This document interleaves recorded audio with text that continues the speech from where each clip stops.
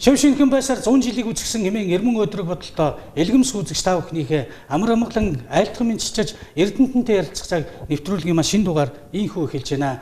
Энэ удаагийн Эрдэнэтэнтэй ярилцах цаг нэвтрүүлэгт маань эдийн засгийн хөгжил, шинжилэл, төрийн бус байгууллагын тэргүүн, эдийн засгийн ухааны доктор Багагийн Баттөмөр оролцож байна. Юуны өмнө бидний урилгыг хүлээж авч манай студиуд 4 чимээтэй морилон цаацсан үзэгч түмнийхээ өмнөөс талархал дэвшүүлье.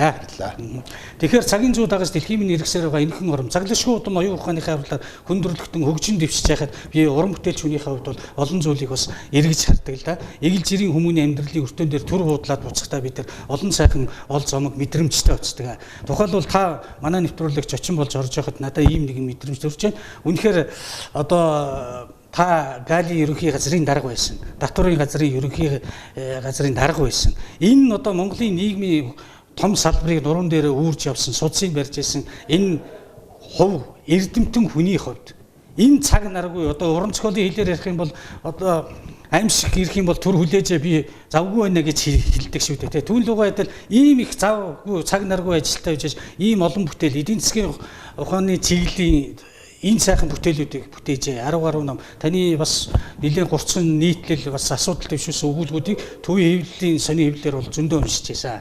Тэгэхээр эндээс ном бол буянтай үлсээ. Номын цаана одоо нийгмийн хөгжлийн тол харагддаг. Эндээс яриагаа эхлэе гэж бодож байна. За би одоо сургууль төгсөөд Оймодны аж үйлдвэрийн яам, хөнгөн үйлдвэрийн яамд ажиллаж ирсэн л да. Тэгээ социализмын үед дараа нь одоо Москвад сургуульд зорилцоод, академид зорилцоод. За тэр үеэс эхлээд ингээд нийгэмд болж байгаа үйл явдал хөгжлийн гарц гэдэг чиглэлүүдээр одоо энэд хурал цуглаан суух ч юм уу одоо гудамжид явж явах ч юм уу бодсон юм ингээд тэмдэглэдэг байсан. Тэгээд тэр тэмдэглэсэн зүйлээ ингээд эргэж зүйлээд бодоод ингэхээр одоо сайн санаанууд гарч ирдэг л дээ. Энэ болгоныгаа ингээд битсээр байгаад үндсэндээ өдөр тутмын 1 4 5 саянд бол 200 гаруй асуудал дэвшүүлсэн. Өөрөөр хэлбэл дандаа эдийн засгийн чиглэлийг асуудал дэвшүүлсэн дээр 200 гаруй нийтлэгдсэн байдаг. За тэр нийтлүүдээ ингээд би товчоолоод одоо хамгийн анхны ном юм аа. Энэ одоо 2002 онд одоо анх хийгээд тэгээд дараа нь нэг хэвлүүлсэн. Тэр үед би Галийн ерөнхий газрын дэд дарга байсан л да. За энэ юу гэхээр Монгол улсын эдийн засгийн аюулгүй байдлыг хангах чиглэлд одоо юу хийж болох вэ гэдэг ингээд асуудал дэвшүүлсэн юугаа энд ингэж оруулсан. За мөнгө угаах гэж юу вэ гэдэг тийм ээ дэлхийн нийтийн анхаарлыг одоо татчихсан асуудал. Би Галийн ерөнхий газрын дэд дарга байхдаа Брюсселд одоо нэг мөнгө угаах чиглэлээр нэг тийм хурал суусан юм байна. Тэгээд энэ дээр сонссон мэдсэн нийгмийн тонцлогтой хэмжиг Монголд одоо мөнгө угаалт гэж байна уу гэдэг энийг эргцүүлж байгаад ингээд тухайн үед бол биччихсэн. За тэгээ гайлтай холбоотой энэ асуудлуудыг энд гайлын шинжилтэй холбоотой асуудлуудыг биччихсэн. Тухайлбал одоо гайлын хяналт шалгалтанд эрсдлийн менежментийг одоо яаж нэвтрүүлэх вэ гэдэг Америкийн нэгдсэн улсын туршлага гэдэг юм байсан. За тэгээ лизинг гэдэг одоо эдийн засгийн одоо хөгжлийг урагшлуулдаг одоо үйлчлэгээ байдаг штэ. Лизинг одоо эдийн засгийн хөгжил тусдаа гэдэг хөшөөрөг болдог. Тухайн үед бол 2000 онд Галийн ерөнхий газрын дэд даргаар томилогдоод ирж явах манай гайл бичгийн машинтай гайл байсан л да. Тэгээ бид одоо хэдэн залуучуудыг зохион байгуулад тэгээд Монголын нөхцөлд тохирсон ГАМС гэдэг систем бичижсэн. Тэгээд тэр ГАМС-ийн одоо холбоотой дэвшил нэг алхам шийдэл мэдээллийн технологи одоо өөрөөр Галийн байгууллагын ажилд яаж одоо төлөвлөж өгдөг юм бэ гэсэн юмнууд ингэж нэгтгээд ингээд 2005 онд ингэж эмэгтгэр болгосон. Энэ ном маань бол одоо тэр 16 он 2016 он 11 жил өнгөрцөн байна л да. Тэгээд одоо бол зарим асуудлууд нь хуучирсан. Тухайн үед 10 жилийн өмнө бол ач холбогдолтой байсан. Ийм ном байна. Миний бодлоор бол одоо ч гэсэн бас асуултын тэмдэг тавиад байна шүү дээ. Нийгэмд. За дараагийн бүтээл маань. Дараагийн бүтээл маань энэ хөгжлийн гарц гэдэг одоо бүтээл байна. Энэ хөгжлийн гарц гэдэг нь бол яах вэ гэхээр би энэ 2003 онд бол Монголын хөгжлийн гарц мэдлэг суурилсан эдийн засаг 2003 онд би бичижсэн л да. Тэгээд одоо өнөөдөр шинэ эдийн засаг одоо өөрөөр хэлбэл улсын хөгжилд бол юу гэдэг мэдлэг суурилсан эдийн засагтай улс орнд хөгжиж байна тийм ээ. Тэгэхээр энэ олон жилийн өмнө 13 жилийн өмнө бичижсэн. За энэ дээр жижиг бизнес эрхлэх сонирхолтой хүмүүст өгөх зөвлөмж гэж байгаа. Тэгэхээр бол өөрөөр хэлбэл $300 хүн юу хийж болох вэ? 5 $500 юу хийж болох юм? $1000, $5,000, $20,000 хүмүүс юу хийж болох вэ гэдэг юм санаа өгөх байдлаар биччихсэн юм л да энийг бол тийм. За улс орны хөгжил шинжлэх ухааныг үүсгэх үүрэг гэдэг. Одоо өөрөөр хэлбэл юу гэхээр улс орны шинжлэх ухааны ололтыг л хэр зэрэг нэвтрүүлж тэр хэмжээгээр улс орн хөгждөг. Энэ утгаар нь бол шинжлэх ухааны хэрэгтэй юм аа. Тийм ээ. Өөрөөр хэлбэл шийдвэр гаргах төвшөнд шинжлэх ухааныхаа одоо эрдэмтдийн үгийг сонсооч. Бид нээлт хийх гэж явахаас илүүтэйгээр одоо дэлхийд одоо үр ашигтай болцсон энэ ноу-хауг үр ашиг тийм. Үр ашигтай зүйлийг Монголын одоо хөрсөнд одоо нэвтрүүлье гэсэн. Ийм санаануудыг одоо хийсэн. За өрсөлдөх чадвараа дээшлүүлье. Одоо өрсөлдөх чадвартай байж улсыг орон хөгжин тийм. Улс орны хөгжлийг өрсөлдөх чадвараар нь тодорхойлдог. Энэ одоо ингэж бичиж байснаас 2004 онд ядуурлалтаа яаж тэмцэх вэ? Тийм ээ. Хөгжих хэрэгтэй. Хөгжил гэдэг маань өөрөө ядуурлыг харьдаг гэсэн ийм санаануудыг бичиж байсан. За Монгол үйлдвэрсэн бүтээгдэхүүний экспортыг нэмэгдүүлэх боломж гэдэг. Энэ номууд маань бас тухайн үед одоо бодож байгаадаа 2005 онд нэмэгдэл болгож ирсэн. Бас яг одоо өнөөдөр бас аваад үзэхээр бас зарим асуудал болон жоохон хожирсан байж магадгүй. Тэгэхдээ тухайн үедээ бол биччихсэн. За энэ хөгжлийн эдийн засаг гэж байгаа. За бас л одоо ингээл 2000-аас 2005 оны хооронд л одоо энийг биччихсэн л да. Даяарчлаа одоо хөгжлийн эдийн засаг. Энэ хөгжлийн эдийн засаг гэж юу юм бэ гэж. Дэлхийн чиг хандлага 2000 Хуулийн цаг үеийг тийм мэдрээд тэмтрээд ийсэн биз дээ. 2015 онд одоо дэлхийн хөгжил ямар төвшөнд хүрэх вэ гэдэг ингээд биччихсэн байна. Монгол улсын одоо үндэсний хөгжлийн цогц бодлого гэж одоо тийм уралдаан зарлагдсан л да. Энд би бас нэг энд оролцож тусгай байрын шагнал авч ирсэн. Энэ бүтээлээ ингэж энд оруулсан. Хөгжлийн санг, хөгжлийн банк болгоё гэж хэлсэн. Бас 2002-3 оны үед ингэж биччихсэн. Тэгээ одоо хөгжлийн банк болцсон ажиллаж штэ тийм. За бичил зээл, бичил санхүү, бичил үйлдвэрийг дэмжиж. Энэ өөрөөр хэлбэл ерөөсөө жижиг тийм өрхийн үйлдвэрлэлүүдийг хөгжих. Тийм ээ? Өрхийн үйлдвэрлэлүүдийг хөгжүүлэх. Одоо тэгээд бичил санхүүгийн байгууллага гэдэг нь бол өөрөөр хэлбэл хүн нэг тодорхой хэмжээний жижигчс мөнгөтэй хэрэгцээтэй хүмүүст ингэж өгч болдог. Ийм харилцаануудыг бий болгоо гэрийн нөхцөлд одоо жижиг өрөөнд хийдэг одоо үйлдвэрлэлийн юмнуудыг дэмжих гэсэн ийм санаануудыг одоо ингэж биччихсэн юм аа. Тэгээд энэ маань бол одоо бас 2006 онд нийтлэгдсэн энэ ном байна. Хөгжлийн. Тэ. За дараагийн ном бол мөнгө угаах гэж юу вэ гэж байгаа. Тэгэхээр одоо энэ мөнгө угаана гэдэг бол дэлхийн нийтээр одоо хүн бол одоо анхаарал татсан юм асуудал болсон байна шүү дээ. Тэгээ мөнгө угаана гэдэг нь бол ямар нэгэн одоо тийм хууль бусаар мөнгийг болоод хууль ёсны эргэлтэнд оруулаад хууль ёсны эргэлтэнд болоод хууль ёсны одоо олсон мөнгө шиг харагдуулахыг л ашгийг олж хардаг. Тий, мөнгө угаах гэж ингэж ярьж байгаа. Тэгээ энэ мөнгө угаах үйл явдал гэдэг одоо өнөөдөр бол дэлхийн эдийн засаг бол нэг 58-аас 60 их $80 гэдэг тооцоход нэг 5-аас 6 их $80 эдийн засаг хэмжээний одоо мөнгө угаах гэж байгаа. Дэлхийн нийтээр мөнгө угаалтай тэмцэж байна. Тэгэхдээ мөнгө угаахыг одоо эсрэг одоо мөнгө угаахыг одоо эсрэг тийм дөрвтэй авах хэмжээг бол дэлхийн нийтээр авч чаддаг. Хаана одоо энэ мөнгө угаалт хаана явагддаг бол одоо голдуу офшор зоноор дамжиж хийж байгаа тийм ээ. Ямар нэгэн одоо байдлаар мөнгө болоод тэрг офшор зонд байрлуулчихдаг. Офшор зоноосаа тодорхой хэмжээнд одоо буцаж одоо шаардлагатай газруудаа байршуулад хувьцаа худалдаж авах ч юм уу, үйлдвэр аж ахуйн газар худалдаж авах ч юм уу, хөвчлөлд оролцох ч юм уу. Тийм ээ. Одоо өөрөөр хэлбэл тодорхой хэмжээнд IFO хийсэн одоо IFO хийх ч юм уу хийсэн одоо тэр үйлдвэр аж ахуйн газруудад IFO-гийн худалдаж авах ч юм уу тийм ээ. Ийм хэлбэрээр одоо өөрөөр хэлбэл хууль бус мөнгийг хууль ёсны эргэлтэнд ингэж оруулаад тэгээд тэр нь бүртгэгдээд явдаг. Ийм одоо зөвлөлөө тэгээд энэ бол үнэхээр одоо далд эдийн засгаас үүсэлтэй голдуу гарч ирдэг тийм ээ. Өөрөөр хэлбэл угаагдсан мөнгө хааваа нэхэр энэ харт тамхи сургууль үйцгийг одоо хөдөлтөж тэрнээс олсон мөнгөөр яадаг. Одоо ерөөсөө л хууль бус зүйлээс олсон мөнгийг хууль ёсны эргэлтэнд оруулах. Одоо ямар одоо үе шат дамжлагаар угаадаг юм. Тэний одоо өөрөөр хэлбэл юу гэхлээр зэрэг яаж хийж чад практик талд нь бол энийг нэлээд их хийж гаргасан ном байна. Тэгэхээр дээврийн цаан дэлхий бий. Дэлхий яг одоо мөнгө угаагаад одоо өөрийнхөө орон зайд одоо хийж гэмт хэрэгтэйгээ тэмцээд байна. Гэтэл илгэмсэг сайхан төрлөх сайхан Монгол оронд мөнгө угаана гэдэг нэг асуултын тэмдэг бол гараад ирсэн шүү дээ аль хэзээ. Та энийг бас хүндэж тавьж байгаа. Мөнгө угаах гэж юм юу гэлээд байна хүмүүст. Гэтэл алдар биш аминда зөв явсны чинь төлөө алдар биш үхэл уярах болно гэж Бовгийн лавсрангуй сайхан шүлгийн мөр байдаг. Түн лугаа дээр Монгол орн маань өөрөө ингээд одоо мөнгө угаах гээд байгаад байдаг, угаагаад байдаг. Зөвхөн монголчууд цөөхөн энэ монголчууд маань одоо ач холбогдол нь одоо юунд оршиж байна. Бид одоо энэний эсрэг тэмцэхийг та одоо сануулсан байна. Энэний сануулгыг одоо эдээ бээрийн та гатгаж өгчээ. Тэгэхээр энэний эсрэг одоо монголчууд юунд сэрэмжлүүл дээр вэ? Та энэ дээр товчхон шигтгэл болгож ярьлаа. Тэгэхээр ерөөсөө мөнгө угаах үйл явц бол дэлхийн нийтээр байдаг. Би сая гэлээ шүү дээ.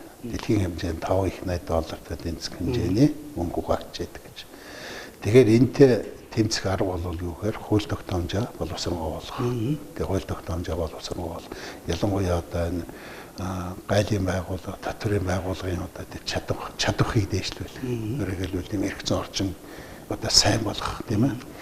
Ийм одоо шаардлага бол байдаг. Ер нь бол юу гэхээр энэ мөнгө угаахтай тэмцэж байгаа байгууллага бол яг цагдаа хүчний байгууллага, тагнуулын байгууллага тэмцгээс гадна гол тэмцдэг байгууллага бол одоо татврын байгууллага шүү дээ тийм ээ. Татврын байгууллага, гайлын байгууллага. Тэгэхээр өнөөдөр бол Монгол улсад одоо гайл татврын байгууллагын тийм эрх зүйн орчин, ажиллах эрх зүйн орчин байхгүй. Тийм ээ. Татвар хурааш бахан төлөвлөгөө өгдөг. Яг энэ чанартай бол тэр төлөвлөгөөний дагуу нуугдмал байгаа ямиг ил гаргах тийм боломж бол байна. Ийм болцсон байгаа юм л да. Тэгэхээр дэлхийн нийтэд одоо Америкт гэдэг одоо нуусан орлогыг бол шаардлагатай тохиолдолд шууд улс хураагаад авчихдаг ч одоо тийм хуулийн залтанд байж байгаа. Манайд бол юу гэхээр зэрэг энэ мөнгө угаалтай тэмцэх гол арга бол юу гэхээр гайлын байгууллага, татврын байгууллага, за хүчний байгууллагынхаа тэр эрх зүйн орчинд бол маш сайн болгож ижил одоо тэмцэнэ гэж. За энэ мөнгө угаах гэдэг одоо энэ номны дараагаар би сүүдрийн эдийн засаг гэдэг номыг бичсэн байна. Сүүдрийн эдийн засаг. Уялдаатай ном л да. Тийм байна. Лог гэв. Сүүдрийн эдийн засаг гэдэг нь бол яг энэ бол миний эрдмийн одоо диссертац сэдвээс одоо уялдаж би энэ гаргасан байна. Сүүдрийн эдийн засаг гэж. Энэ бол юу гэхээр бас тал эдийн засаг тийм ээ. Одоо өнөөдөр эдийн засагт бүх улсын эдийн засаг, ил эдийн засаг тийм ээ. Албан ёсны эдийн засаг, албан бусны эдийн засаг гэж. Албан ёсных нь юу гэхээр зэрэг ил тод ажилдаг, ил тод айлгаа тушаадаг, тэнд ажиллагчдынхаа нийгмийн даатгалыг төлдөг. Албан бус нь бол юу гэхээр зэрэг далд ажилдаг, татвар төлдөг. Ийм хоёр одоо өөрөөр хэлбэл сектор ажиллаж байгаа. Тэгэхээр Монгол улсад бол одоо бид нар чинь статистикийн байгууллага, манай статистикийн байгууллагаар байгууллагын 2009 онд билүүтэй гаргасан судалгаагаар Монгол улсад далд эдийн засаг дотоодын нийт бүтээгдэхүүний 27%-тэй тэмцэж байна гэж. За миний судалгаагаар би бас гайлын ерөнхий дарга багтаа миний судалгаагаар бол нэг 40-45 35-аас 40 орчим хувь байна уу гэсэн ийм судалгаа бол байдаг байсан л да. Гэхдээ энийг бол нэг тийм баталгаатай тоо учраас энийг зарлаад байж болдог. Сая одоо ил тод байдлын хуулиар гарсан тийм ээ. 34.5 их найт төвөгтэй тэнцэх хэмжээний одоо тийм далд байсан хөрөнгө гарч ирж штэ. Тэгэхээр Монголд бол далд эдийн засгийн хэмжээ бол асар их байна. Зөвхөн тэр 34 тэрүүн төгрөгийн одоо татвар нь бол 8 их найт төгрөгийн одоо татвар ил гарч штэ. Тэгэхээр Монголд бол далд эдийн засгийн хэмжээ бол их байна. Сүүдрийн эдийн засгийн хэмжээ. Энийг одоо далд одоо өөрөөр хэлбэл ил болгох чиглэлд нь бол бид нар ажиллах хэрэгтэй. Ил болгоход яг үгээр зэрэг одоо хэд нь одоо дэлхийн нийт тавч хэрэгжүүлдэг арга зам байдаг. Өөрөөр хэлбэл татврынхаа хувийн хэмжээг багасгах хэрэгтэй. Манайд одоо бид 10% болгоцсон гэж одоо ингэж эдгэлдэ. Тэгтэл бол өнөөдөр 10% бага байгаа болоош одоо бас зарим талаараа ингэ тэгшдэгцэн байна. Тэгвэл цаашд одоо бид яах ёстой гэхээр зэрэг их болж байгаа нь их одоо татвар төлөх ёстой, бага нь бол бага татвар төлөх ёстой. Энэ утгаараа бол татврынхаа хувь хэмжээг бол багасгах ёстой. Хоёрдугаарт нь компани байгуулах, татвар тушаах энэ зүйл маань одоо ямар нэгэн чирэгдлэггүй байх ёстой.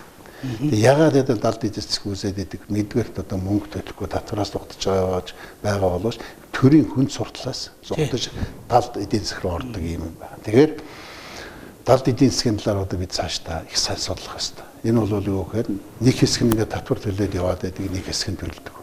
Төлөхгүй байгаагийн гэрээр бол нөгөө тэнд ажиллагчдын нийгмийн асуудал өөрөөр нийгмийн даатгал, эрүүл мэндийн даатгал нь төлөгдөхгүй яваад байдаг. Сүүлдээ далд эдийн засагт ажиллаж байгаа хүмүүс одоо хохирдог тийм ээ. Энэ болгоныг л одоо хийсэн зүгээр одоо Монголд бол далд эдийн засгийн хэмжээ бол маш их байна.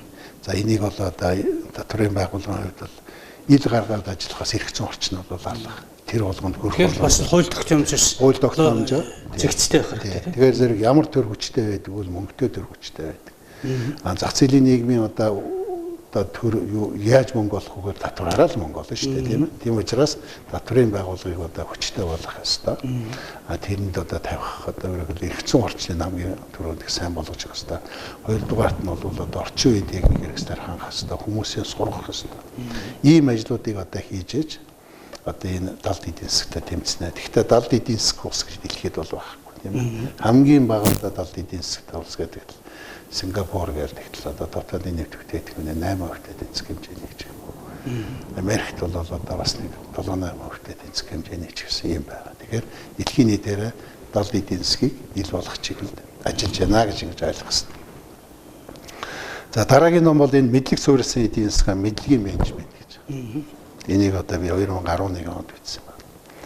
За дэлхийн нийтээрээ бол юу гэхээр одоо шинэ эдийн засаг гэж ярьдаг болсон тийм ээ. Шинэ эдийн засаг гэдэг маань мэдлэг суурилсан эдийн засаг. Мэдлэг суурилсан эдийн засаг гэдэг маань бол юу гэхээр хүний одоо булчин сүрэмсээр хийдэг ажлыг оюун ухаанаараа хийдэг гэсэн. Тэ. Тэгэхээр бол мэдлэг суурилсан эдийн засгийн одоо их туршлагууд байна. Скандинавын 3 орн, өөрөөр хэлбэл Финлянд, Норвеги, Швед орнууд бол энэ мэдлэг суурилсан эдийн засгийг маш хүчтэй сайн болгож ирсэн. Дэлхийн нийтээрээ бол одоо мэдлэгийн эдийн засаг руу явж шүү дээ. Сая одоо Давост болсон одоо эдийн засгийн жолгон 4-р хорсгол, ажил 4 хорсгол гэж хэлж. Тэр бол одоо мэдлэгийн эдийн засгийг л одоо ярьлаа шүү дээ сая бол. Тухайл бол одоо 2020 оногт одоо дэлхийн нийтээр 5 сая робот ашиглана гэж шүү дээ. Бид нар одоо банкн дээр очиад мөнгө шилжүүлээгээд ашиглаж урд нь хүндүрстэй робот суулж байгаа бидний хүний үг гэдэг юм хийх юм шүү дээ. Тэгэхээр зэрэг мэдлэгийн эдийн засаг бол дэлхийн одоо бүх хүмүүс мэдлэгийн эдийн засгаа шилжүүлэх энэ ажлыг хийж байна. Тэгэхдээ нөгөө сөрөг тал нь бол юу гэхээр хүнийг одоо өөрөөр хэл робот орлож байгаа энэ үед бол юу гэхээр нэг хүн ажилгүйтэй ийм юм гарч ирж байгаа. Одоо 5 сая робот одоо хүнийг орлоно гэдэг чинь 5 сая хүн ажилгүй болно гэсэн үг тийм ээ. Энэ хүмүүсийг одоо яаж ажилтаа болгох вэ гэдэг. Энэ асуудал дэлхийн нийтийн хурц асуудал болж байгаа. Тэгээд цаашдаа одоо шинжлэх ухааны технологийн олд амжилтууд орж ирж байна шүү дээ. Тухайлбал одоо бензинийг одоо хэдэн жилийн дараагаар одоо бараг ашиглахгүй тийм ээ. Өөрөөр хэлбэл ус төрөгчөөр ажилладаг машин унаад тийм ээ. Тэгээ одоо дэлгүүр явах шаардлага байхгүй. Шууд гэрээсээ одоо бүх захиалгаа өрөөд авдаг ч юм. Ийм үйлчлэгэнд хүнийг одоо робот орлож чинь тийм. Бүр явчихгүй тийм. Машинд ингээд сууж чийл коноптараа. Тийм машиндаа суун одоо тэр бензинийн бол одоо өөрөөр хэлбэл агаар бохорт болох ус төрөгч ажилдаг тийм. Тэгэхээр бол цаашдаа бол одоо шинжлэх ухааны технологийн дэвшил маш хүчтэй явж байна. Жишээлбэл одоо дүүрс төлдөг одоо энэ эрчим хүч гаргадаг технологиос дэлхийн нийтэд татгалзаж байгаа. Айл болгоны одоо байшинг тийм одоо өөрөөр хэлбэл дулаан одоо хоримтлуулдаг, тэрийгээ одоо нөөцлж чаддаг, тэрийгээ байнга ашигладаг ийм технологи руу явж байна. Бусад гаргаас одоо өөрөөр хэлбэл баялыг авч чаргаас бол одоо хэрэгж байна. Их мэдийн одоо мэдлэгийн эдийн засаг гэдэг юм бол хүчтэй шилжиж эдийн засаг руу хүчтэй шилжиж байгаа. Монголчууд ч гэсэн мэдлэгийн эдийн засаг руу бол одоо байж байгаа энэ технологи бол мэдлэгийн эдийн засаг руу шилжүүлэх ийм алхмуудыг хийх ёстой. Мэдлэгийн эдийн засаг гэж зэрэг дандаа сансар робот яриад байж болохгүй л өнөөдөр одоо мэдлэг гэхээр зэрэг одоо юу гэх нүүрсийг одоо угаах технологи. Нүүрсийг угаах бол юу гэхээр яаж одоо өөрөөр хэлбэл байгальд одоо хаягдлаггүйгээр одоо байгальд ээлтэй байдлаар одоо тэр угаах юм тийм ээ. Гэх мэт юм. Одоо байж байгаа л одоо энэ технологи бол сайжруулах, өөрөөр хэлбэл хүний хүчийг багасгах тийм ээ.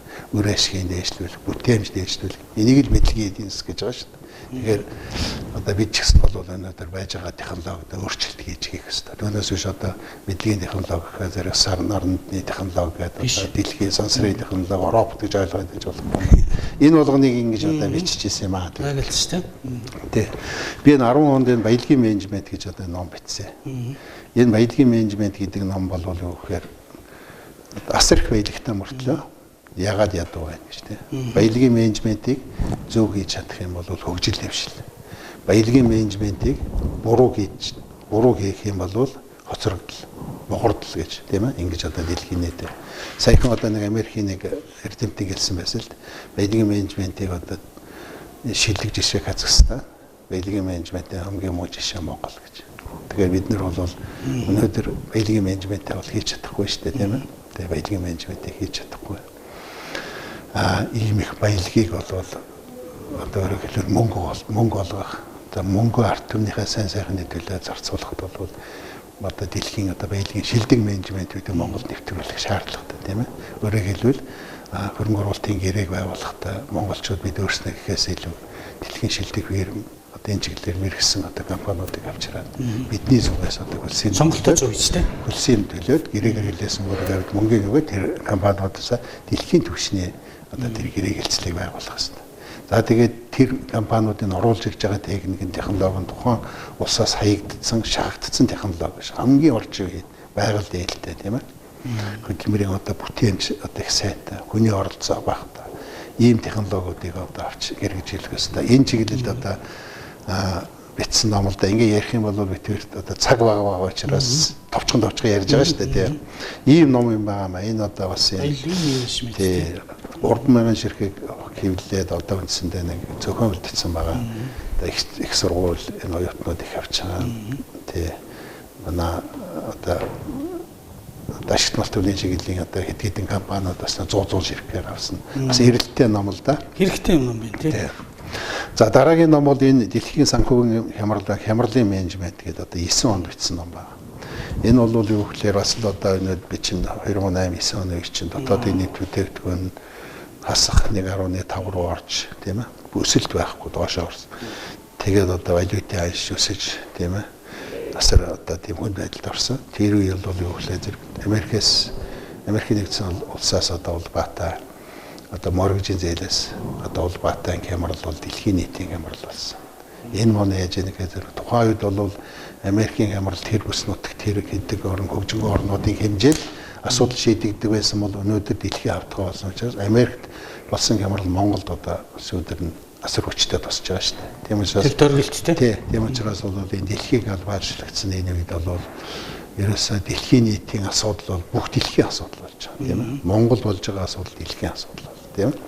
Тэгэхээр энэ ерөөсөө санхүүгийн хямрал гэдэг маань бол аливаа хямралын одоо бурууд нь бол хүний буруутай үйл ажиллагаа. Тэгэхээр зэрэг энэ Америкийн 2009 оны хямралын буруу юутай болох моргижийн зээлийг одоо зохион байгуулсан хүмүүстэй холбоотой. Тэрнтэй адилхан одоо аливаа хямрал Монголд одоо үсээд байгаа одоогийн нэг хямрал бол юу гэхээр бас л хүний буруутай үйл ажиллагаатай холбоотой. Ерөөсөө хямралын шалтгаан нэг одоо дэлхийд одоо тавьсан нэг л онш байдаг. Тэр нь бол юу гэхээр буруутай үйл ажиллагаанаас. Хүний буруутай үйл ажиллагаанаас бий болдгоо. Буруу бодлогоос. Тий, буруу бодлогоос, буруу одоо үйл ажиллагаанаас болдгоо гэсэн ийм онш тавьсан байна. Тэгээд энэ дээр одоо битсэн байгаа л да. Ер нь бол хямралтай яаж тэмцэх юм.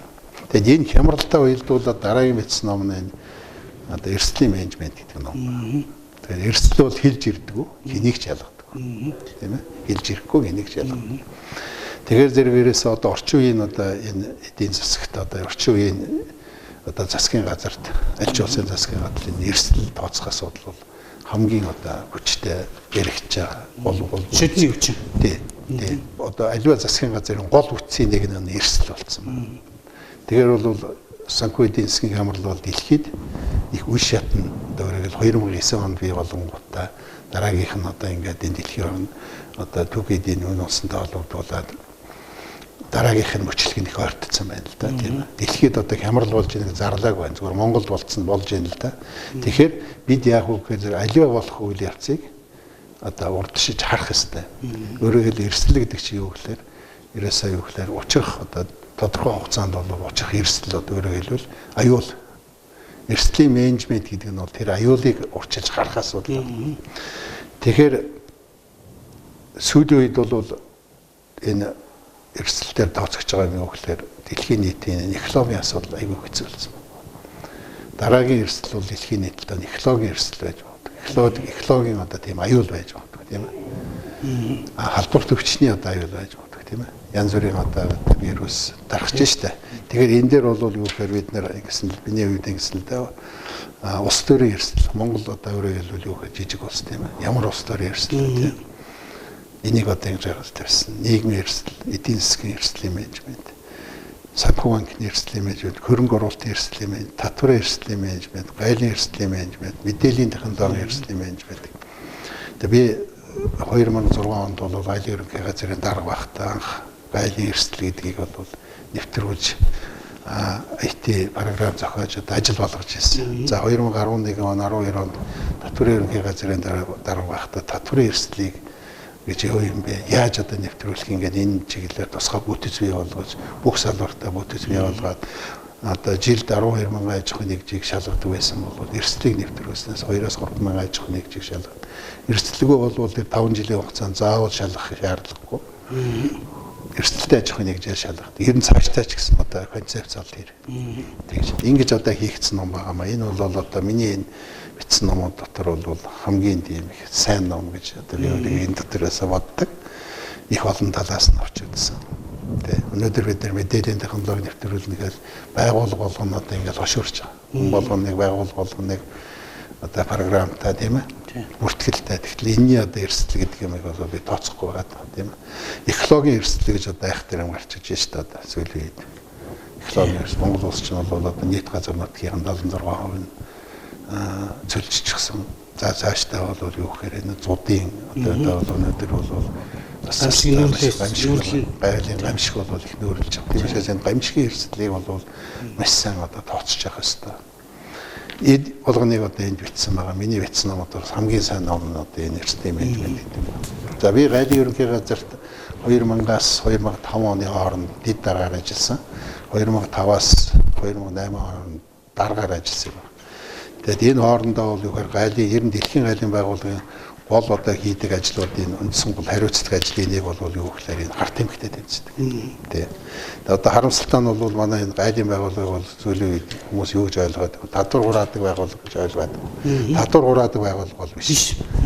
Gaйл бол одоо нэг л функцэн шүү дээ тий. Орчин үеийн одоо гайлын байгууллагын гол үндсэн үүрэг бол хоригдсан хязгаарласан бараатаа тэмцдэг, харт эмхтэй тэмцдэг. Тэгэхээр дэлхийн нийтийн аюул бол юугаар одоо харт аймгийг бол цагаан дахал гэж нэрлэж байна. Тэгээ би бас гайлд ажиллаж байхдаа Японы гайл дээр очиж 3 сар яг энэ харт аймгийн чиглэлээр сурсан. Тэгээ тухайн үедээ бол бас нэлээд үнэтэй энэ ночлог лекц уншдаг бас хүний арма отноос гарсан янз бүрийн цагаан аймыг бас авчирч үзүүлдэг байдаг л байлээ л дээ. Би ямар лаборатори гэж тэрийг мэдэхгүй л дээ. Тэгтээ бол ерөөсөө 3 сар Японд сурахтаа бол энэ харт аймгийн одоо чиглэлээр хичнээн төрөл байдаг юм. Ямар хор нөлөөтэй юм, яаж тэмцдэг юм ингээд одоо энэ чиглэлийн гол үндсэн мэдээлэлүүдийг авсан юм байна. Тэгээ манай гайлын одоо скватер гэдэг энэ чиглэлийн их сайн болдын скватер гэдэг мундаг залуу хэлдэг. Тэгээ тэр залуутай би хамтраад тэр одоо лабораторийн чиглэлийнүүдийн гаргаад би бол ерөнхий одоо ямар ямар чиглэлд одоо дэлхийд одоо харт аймаг гэдэг нь юу байдаг энэ онлын чиглэлийнүүдийг би гаргасан. Яг хоёр ангилж байгаа юм харт аймгийн нэг нь бол байгалийн гаралтай. Нөгөөх нь одоо өрөглөг хийж гаргаж авч байгаа тийм ээ. Гашишийн төрлийн зэрлэг болсны төрлийн тийм ээ. Кокаины төрлийн гэдэг олон төр тийм ээ. Сүүлийн үед одоо метавитамин гэдэг одоо химийн аргаар гаргаж авсан. Тэр нь бол хүнийг маш хүчтэй тийм одоо төв мэдрэлийн системийг одоо хордуулдаг. Асууруулдаг. Гэхдээ тэр нь бол цаашдаа донтуулдаг. Ийм хэмжээний байгаад ирсэн. Тэгээд энэ болгоныг ингээд одоо тэр дэлхийн хэмжээнд ярилдаг одоо нэр тийм жишээ нь ус гэдэг нэртэй. Одоо бүргээл яг манайд бол тийм одоо би байхгүй байх гэж бодож байна л да. Зүгээр энэ одоо харт аймгийн хөдөлთა газруудад бол одоо ус авъя гэдэг ингээд явж байна тийм. Одоо бид нөгөө цэвэр ус авъя гэдэгтэй ус авъя гэхээр зэрэг гашиш авъя гэсэн ч үгүй тийм ээ. Ингээд одоо олон энэ хэллэгүүдүүдийг бүгдийг нэгтгэж ингэж хийсэн. Тэр ажил мэргэжил ажиллаж байсан чиглэлээр гэсэн. Ийм 10 номыг бичсэн юм аа. Тэгээд одоо сүүлийн үед одоо ном бичих маань бол үндсэндээ хобби болсон тийм. Миний хувьд бол хобби гэж хэлмээр хөө. Энэ үнэхээр бас нэгийг хэлж хоёрыг бодуулсан ийм бүтээлүүд болж байгаа. Учир хэмээвээс ерхий дарамжаанд мянган зааныг багтаах луга адил эдийн засгийн мэдлэггүй би хүртэл ингээ логикийн хувьд аваад үзгээд байна. Энэ хоромхон зурж гисэн нэлээд их мэдээлэл авлаа шүү дээ. Үзэгч хүмүүс маань ч гэсэн бас мэдээлэл авсан баг. Таны номын доор гаяж Тухайлбал номын нэрүүдийг чи ингээ логикоор бодоод өгчөө бүр системтэй явж. Яг бүр ихнээс эдийн засгаас юу салбарлаж явдгийг, эдийн засагт юуг анхаарах вэ? Эдийн засгийн анхаарлуулгын цаана улс орны тусаар тогтнол яах вэ гэдэг ийм асуулт тавьжээ. Тэгэхээр алдарт Оросын яруу найрагч Александр Сергеевич Пушкин гэдэг энэ хүн бол капитализмын үеийн эдийн засгийн хямралыг бол хамгийн түрүүнд дэлхийд олж харсан үннэ гэж одоо Маркс, Энгельс нар одоо тодорхойлон бичсэн байдаг. Өнөөдөр Монголын нийгмийг одоо бүхэлд нь аваад үзэхэд өнгөрсөн цаг, одоо цаг ирээдүй гэсэн ийм 3 цагийн уулзвар дээр зогсож байхад нийгмийн бүтц маань ямар эдийн засагтай явж ирсэн бэ? Өнөөдөр одоо яг цагийн зүүр ойртож байгаа энэ эдийн засаг маань ямар байна тий? Аливаа шинжлэх ухааны нээлтүүд нь одоо яагаад гэсэн асуултын тэмдгийн ачаар олон сайхан нээлтүүдийг хийсэн. Та эдийн засгийн ухааны доктор хүний хувьд бас энэ том эдийн засгийн бас тэр судас тэр бүхнийг одоо газрын зураг дээр харж ирсэн эрдэмтэн хүний хувьд энэ дээр ямар утгатай вэ? За тэгэхээр одоо бид нар яг энэ хямралын үед амьдарч байна. Тэгээ Монголын эдийн засаг гүн гүнзгий хямралд орсон байна. Гүн гүнзгий гэж хэлхийг хүсэж байгаа. Энэ бол одоо өнөөдөр энэ яагаад ингэж юм гэхээр маш их олон үйлдвэр аж ахуйн газрууд хаалгаа барьсан байна. Эдийн засаг агшиж байна, тийм ээ. Гадаад худалдаа ашигтай гарч байна гэдэг чинь өөрөөр хэлбэл эдийн засгийн идэвхжил байхгүй, өөрөөр хэлбэл бараа импортлохгүй байна. Гадаашаа гарахгүй. Тийм. Бараа гаднаас авахгүй байна. Тиймээс эндээ бол тэр гаднаас түүхийд авчираад Монголд баялаг үйлдвэрлэж байгаа шүү дээ. Тэр ажиллагаа бол зогсон байдалд орсон байна шүү дээ. За валютын ханш бол тогтворгүй байхад бол худалдаа хийнэ гэдэг санаач хэрэг байхгүй. Тухайлбал одоо юу гэдэг 2050 доллар $1 2050 төгрөг байхад гаднаас бараа оруулж ирээд тэргээ худалдсан дараа 2100 2200 болчихоор ямар ч утгагүй болчихж байгаа. Тийм учраас бол энэ худалдаа бол үндсэндээ зогссон байгаа. Үйлдвэрлэлүүд бол хомигдсон. Валютын нэг одоо Монгол төгрөгийн одоо уналт бол үргэлжилж байгаа. $1 бол 2050 төгрөгтэй тэнцэж байгаа. За яг энэ үед бол одоо үнэхээр одоо бизнес эрхэлж байгаа хүмүүсийн хувьд бол үйлдвэрлэлээ тэр үйлчлэгээ худалдаагаа зогсоогоос арга байхгүй болсон юм байна. Тэгээд ер нь бол би бол бас гэдгийг нэвтрүүлэгт орсон л да. Тэгээд ер нь бол миний тавьж байгаа уншиг бол юу гэхээр би 2-3 зүйл дээр л байгаа юм л да. Нэгдүгээрт нь бол юу гэхээр энэ 25 жилийн хугацаанд 26 жил болж байна шүү дээ. 26 жилийн хугацаанд монголчуудын одоо хөгжиж ирсэн энэ туршлага өөрөөр хэлбэл улс төрийн тогтолцоо маань ямар байна? Тийм ээ. Магадгүй одоо шинэ үндсэн хууль баталсан 90 оноос 2000 онд хүртэл бол Монгол улсын улс төрийн тогтолцоо шинэ үндсэн хууль нь бол юу гэхээр зэрэг одоо Монголд өргө ашигтай байсан байж магадгүй. За 2000 оноос хойш бол юу гэхээр үндсэн хуулийн шинж чанартай юм хямралын шинж тэмдэг бол Монголд маш их хүчтэй одоо гарч ирсэн. Ялангуяа тэр дордуурсан долоон заалт бол үнэхээр одоо нийгэмд хүчтэй одоо харагдаж байгаа шүү дээ. Тийм учраас одоо тогтолцооны хямрал юм аа. Улс төрийн хямрал Монголд явуулаад байна шүү дээ, тийм ээ. Одоо нэг нам нь ялдаг, улс төрийн тогтсон албан тушаалтнуудаа туршлагатай маш их одоо олон жил бэлтгэсэн, гадаадад бэлтгэсэн ийм боловсон хүчнээ одоо годамжид гаргаж шүү дээ. Оронд нь одоо тодорхой шинэ хүмүүс авшир тавьдаг. Тэр шинэ хүмүүс нь тэр хүмүүсийн хэмжээнд хүртэл бас 10-20 жил хэрэгтэй болно. Ийм учраас энэ тогтолцооны төрийн тогтолцооны хямралаас үүдэлтэй энэ санхүү эдийн засгийн хямрал гэж одоо ингэж бид үгэнж байгаа.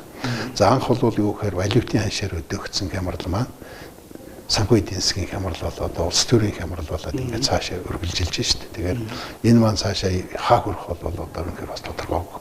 Тийм учраас Монгол улс шинэ эдийн засгийн бодлого хэрэгжүүлэх ёстой. Энэ 26 жилийн хугацааныхаа алдаа оноондор тулгуурлаж шинэ эдийн засгийн бодлогыг хэрэгжүүлэх юм шаардлагатай. За энэ дээр бол одоо Монгол улс 70 жилийн хугацаанд Монголын ард түмэн их хэмжээний баялагийг бүтээсэн байдаг. За энийг ховчлаад ингээд алга болсон. Тэгэхээр альва ямар ус хүчтэй байдаг вэ гэхээр зэрэг одоо өөрөөр хэлбэл хоримтлалтай ус хүчтэй байдаг. Мөнгөтэй хүмүүс тийш. Норвегийн одоо тэтгэврийн сандад нефтийн сан гэж байсан шүү дээ. Энэ бол одоо үндсэндээ бараг их $1.80 5хан сая хүнтэй мөртлөө $1.80 тэр сандаа цуглуулж чадсан байна. Тэгт бол өнөөдөр Монгол улсын одоо валютын нөөцийг одоо яс одоо тэр swap хэлцлээр ингээд тооцоод үзсэн юм бол өөрөөр Монгол улсын нөөц бол байхгүй болсон. 1.3 тэрбум доллар байна шүү дээ. Тэгтэл тэр хятадаас авч байгаа swap хэлцлээр ингээд суудгаад тооцох юм бол одоо байна гэдэг. Тэр 26 жилийн хугацаанд монголчууд одоо хөрөмтөл бий болгож чадсангүй. Ягаад хөрөмтөл бий болгож чадсан вэ гэхээр чөлөө зах зээлийн онол бол тэр болгон одоо хэрэгждэг байл тийм ээ. Одоо сайн хэрэгцсэн газар байдаг л баг. Социализм, коммунизм байгуулах төлөвлөсөн төлөвөд эдийн засгт улс бол чөлөө зах зээлийн одоо нийгэм шилжээд бүх өмчөө ховчлаад зөвхөн татвараар одоо хуримтлал бий болгосон туршлагад дэлхийд өнөөдөр алах. Яг энэ замаараа ингээ явах юм бол Монгол бол магадгүй одоо дэлхийд их шиг нээлт хийж магадгүй. Хаана байна одоо яг одоо өөрөөр хэлбэл бидний шиг бүх зүйлээ ховчилж хаад одоо хуримтлал бий болгосон. Тэгэхээр хуримтлал алга байна. Хуримтлал байхгүй байх гэдэг чинь бол жижигхэн одоо эдийн засгийн жижиг савлгаа болгохлоо одоо бид сүрчиж шин. Одоо Норвег шиг одоо бид одоо их найдаа байх бол нэг өөрөөр хэлбэл Монгол улсын одоо валютын нөөц нэг 20 сая 50 сая 50 тэрбум 20 уучлаарай 20 тэрбум 50 тэрбум 100 тэрбум долларын нөөцтэй болсон тохиолдолд бол бид ямар ч тэр ханшаас өдөөгцөн гямрал үүсэх боломжгүй. Бүдрэхгүй. Тийм учраас хуримтлал бий болгож чадсан. Энэ тогтолцоо маань. Тийм учраас одоо төрийн тогтолцооны шинжилгээ хийх хэрэгтэй. Эдийн засгийн шинжилгээ хийх хэрэгтэй. Төрийн өмч гэдэг юм бол одоо төрийн өмч, хувийн өмч хоёр одоо зэрэгцэж орчих хэрэгтэй. Өөрөөр хэлбэл өмчтэй төр хүчтэй байна.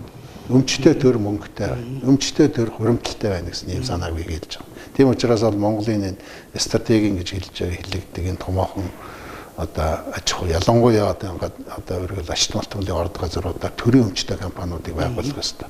Төрийн өмчтэй компани бол өндөр ашигтай. Тухайлбал одоо бидний ярьдаг энэ Эрдэнэтийн ГОК гэж хэлдэг шүү дээ. Эрдэнэтийн улын байж болох үйлдвэр.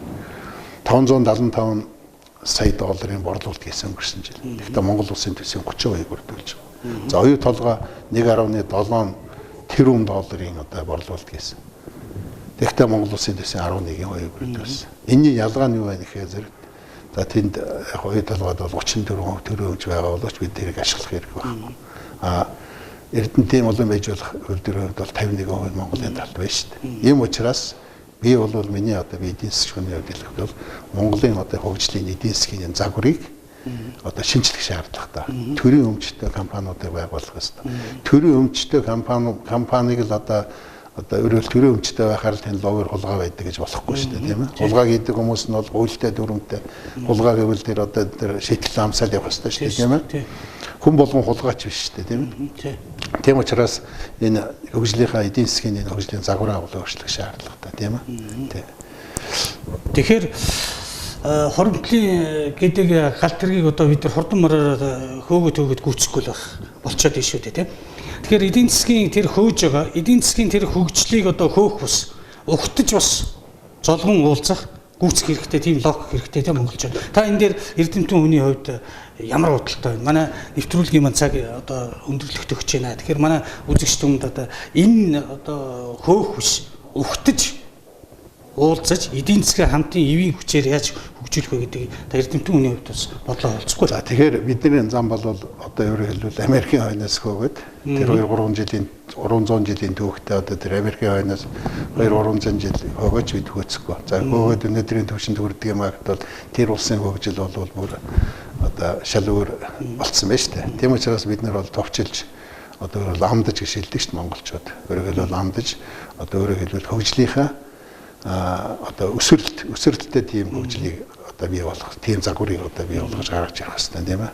Бидэнд бол байгалийн баялагаар төвөрлсөн эдийн засаг байна. Дээрээс хөдөөж хүн одоо энэ салбараа дэмжиж өргөлөл энээс уулуурхаас дотохааргүй одоо тийм хуримтлалыг одоо улстай өгдөг ийм салбарыг бол дэмжиж гаргаж ирэх хэрэгтэй тийм. Монгол хүний оюун ухааныг одоо юу яах хэрэгтэй, одоо оюун ухааныг хөгжүүлэх ийм шаардлага бол монголчуудын оюун ухаан дээр Америкуудаас дутаадах юм ерөөсөө байхгүй шүү дээ.